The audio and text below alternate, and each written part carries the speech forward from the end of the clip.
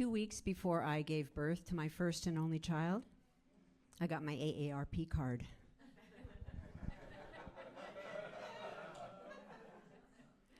One month later, I was nursing my daughter, and when I stood up, my vagina fell out. It was actually my pelvic floor. It's the wall that holds everything up. You know, the cervix, the bladder, the uterus. It's like the Great Wall of Gina.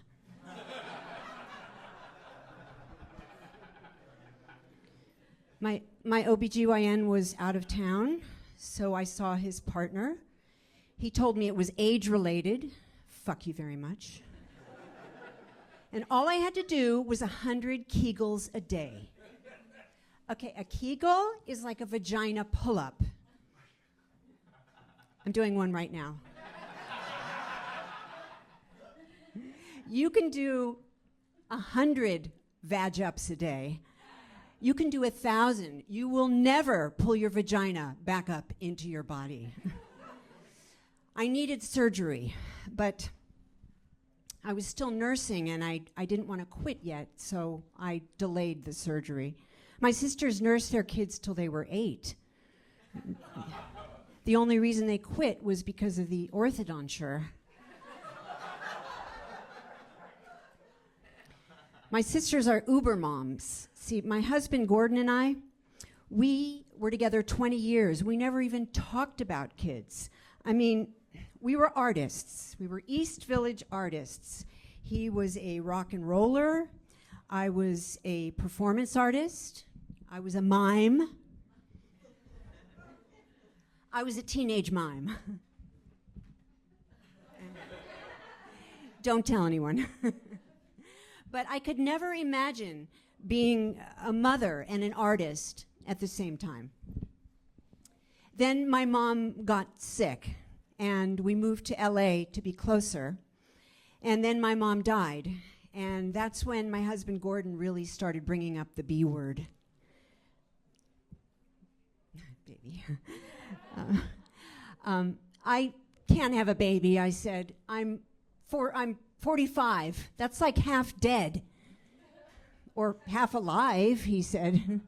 Gordon's a very positive person, you know. He doesn't, when something bad happens, he doesn't want to pull a pillow over his head or eat an entire cheesecake.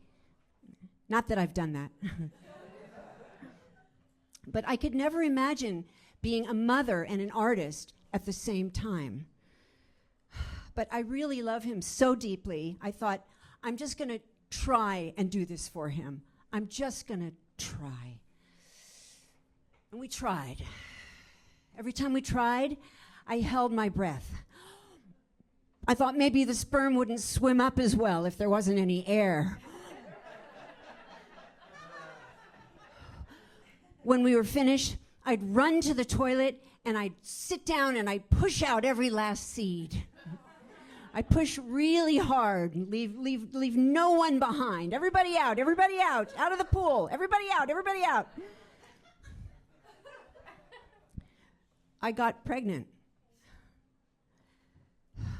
And 6 weeks later, I went in to have the ultrasound, and there was no heartbeat. And I was so relieved. I know, I'm a monster, I know. I was so relieved, but I thought, I have to do something. I'm going to see a fertility doctor. So she said to me, if you're going to have a baby, you need to get some fresh eggs, and you need to get them as fast as you can. And I said, I don't know that I really want to be a mom. And she said, what have you done with your life if you don't have kids?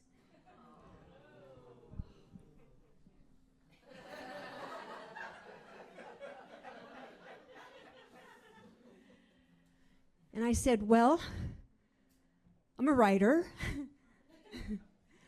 And she said, let me tell you the difference between a writer and a 10-inch pepperoni cheese pizza. A 10-inch pepperoni cheese pizza can feed a family of 4. Okay, first of all, that's not true. And I know this because I ate an entire 10-inch pepperoni cheese pizza in the car on my drive home from this very appointment on the 405.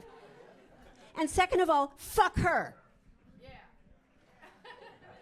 However, 1 week later, the office called me to say that they had a new donor and they thought she'd be a good fit. And I thought, okay, I'm going to go with this doctor. And if it works, despite the fact that she is a heartless psycho, then it was really meant to be.